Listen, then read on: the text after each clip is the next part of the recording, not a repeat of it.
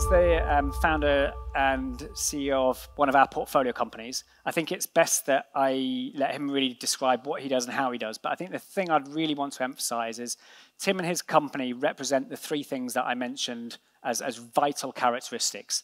It is to have a great company, so a great product, great positioning, market differentiation. Secondly, it's to have a great management team. Without great management, you don't get anywhere. And thirdly, it's that they've got great investors. And for us, that's really the holy trinity of a successful venture investment. So with that, I hand it over to Tim.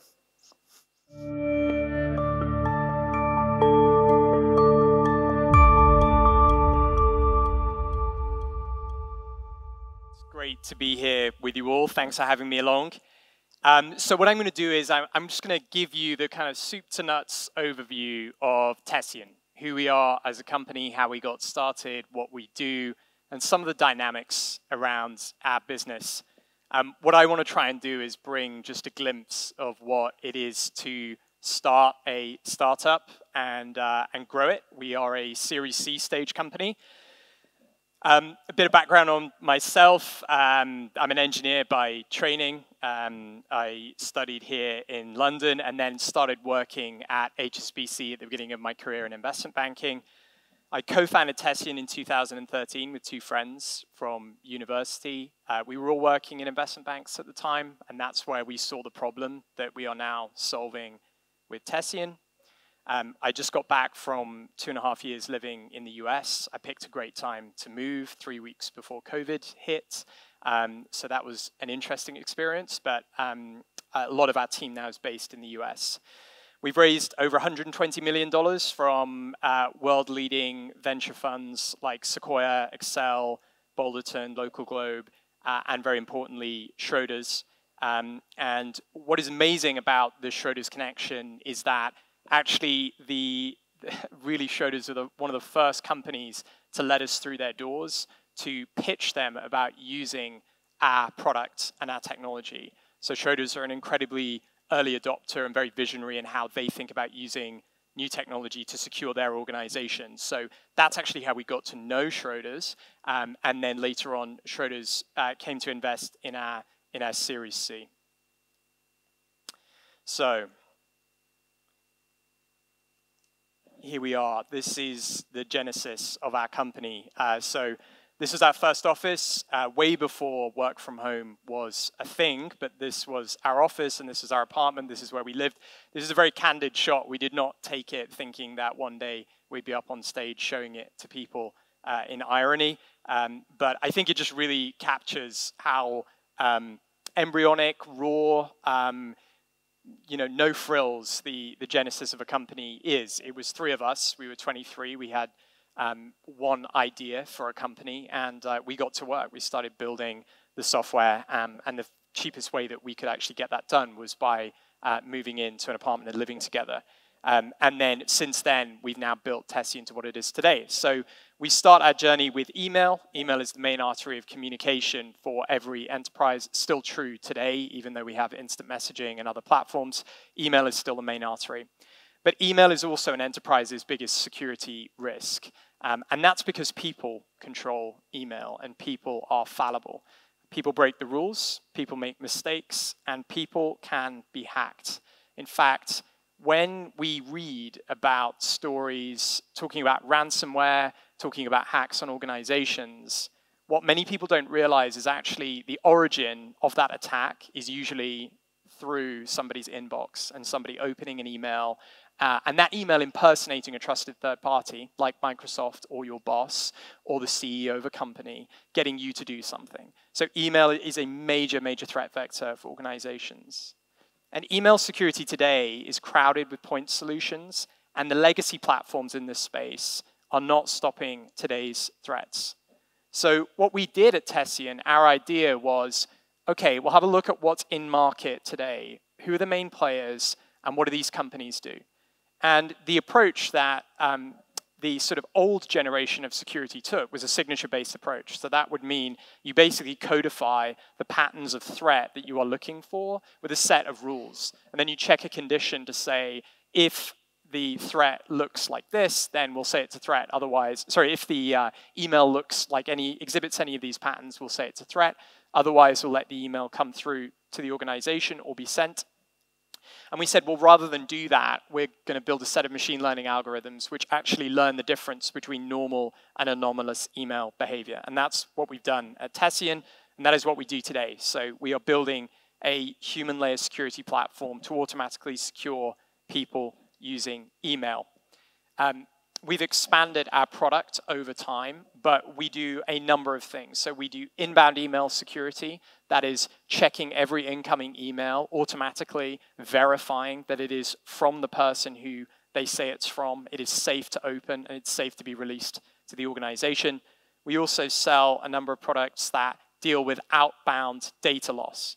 So it's unbelievable, but the #1 data breach under GDPR in the UK is misdirecting an email. So that's one of the things we check for. Are you sending an email to the wrong person inadvertently? And we use machine learning methods to detect those abnormalities.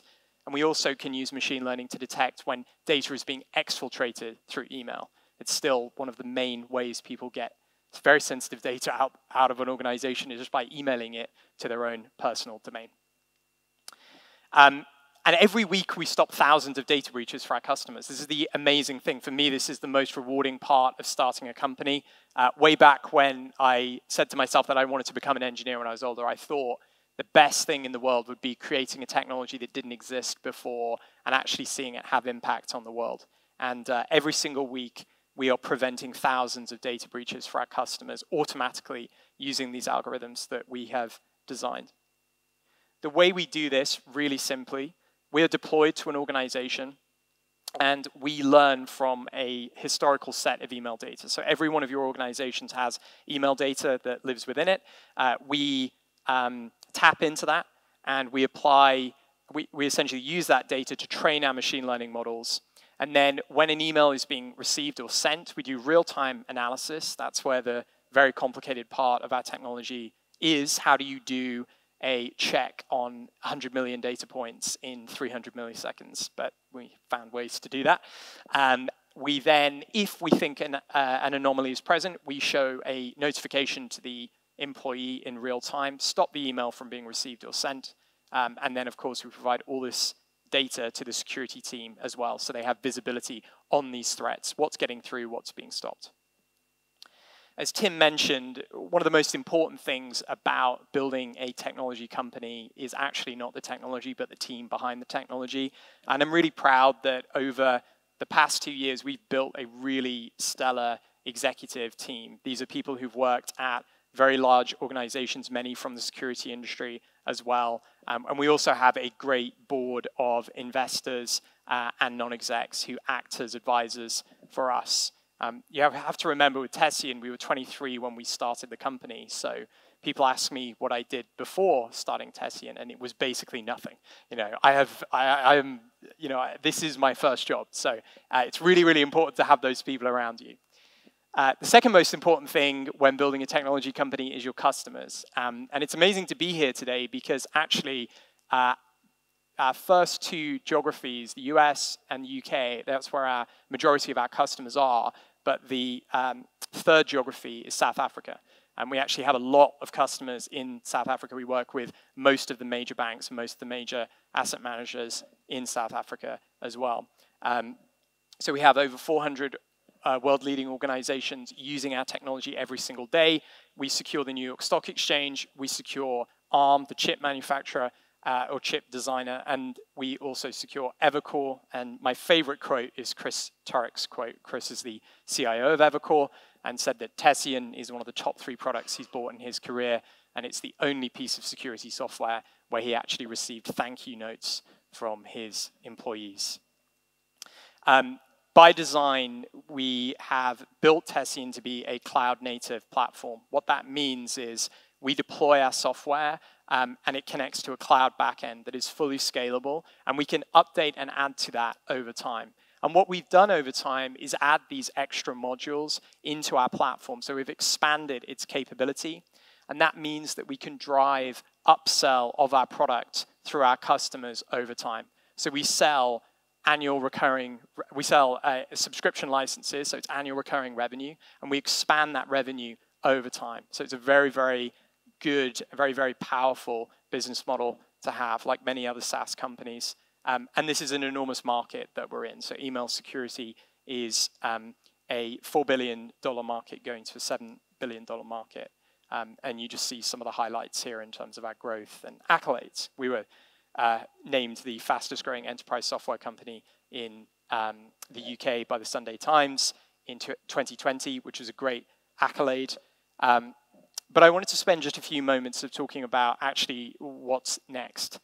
So with every great company, you start off doing one thing and then your ambition scales and you start to think about how your initial feature set can become a platform. So everything I've spoken to you about today is actually part of something much, much bigger. We think of this as a new paradigm of how we secure enterprises today and a new paradigm of cybersecurity. Cybersecurity really through the years has evolved from networks and firewalls to endpoint security and securing the devices that we use.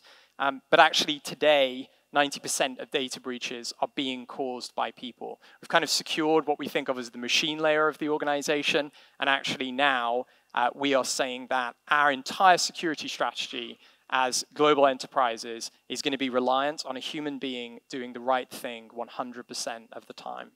And that sounds like a bad idea. In fact, many of you here probably have phishing simulations that your security team asks you to do. We are trying to train people to filter phishing emails. We did not train people to filter spam emails. We invented technology that took that problem away. And that's exactly what we think we need to do now. We are building what we think of as the third pillar of security for the enterprise. We call this human layer security. So this is not securing the network, not securing the devices, but securing the people within the enterprise. I'm going to skip over some of these slides, but I just wanted to give you a taste of a recent piece of product development that we did, and that is around the human layer risk hub. So for the first time ever, we've been able to provide insight into the security strengths and weaknesses of individuals within the enterprise. And this is about promoting a better security culture. Many people will say that people, how can I politely say this? We sometimes talk to people who are very frustrated that their employees clicked a link or did something that was seemingly idiotic. I absolutely don't believe in that, right? We have to look to the user interface of the technology we have first, right? If somebody clicked a link in an email, they clicked it because you're meant to open links in emails. So what we wanted to do is actually showcase where the security strengths and weaknesses are of individuals within the enterprise. So actually, security teams can make more informed decisions about how to go and train and coach those people over time and also deploy technology to secure them. So this is what we did. This is a screenshot of that product that is now live for our customers. We provide this risk breakdown by employee, by department, and then over time you can see how risk scores trend for individuals. So this is that first step towards a human layer security vision for the enterprise. And actually this market, sorry, some of the fonts are a little overlapped here, but this market is a $26 billion market. It is a monumental opportunity for the company that can take this, and it's growing faster than the two previous largest categories in security combined. So with that, I want to say thanks.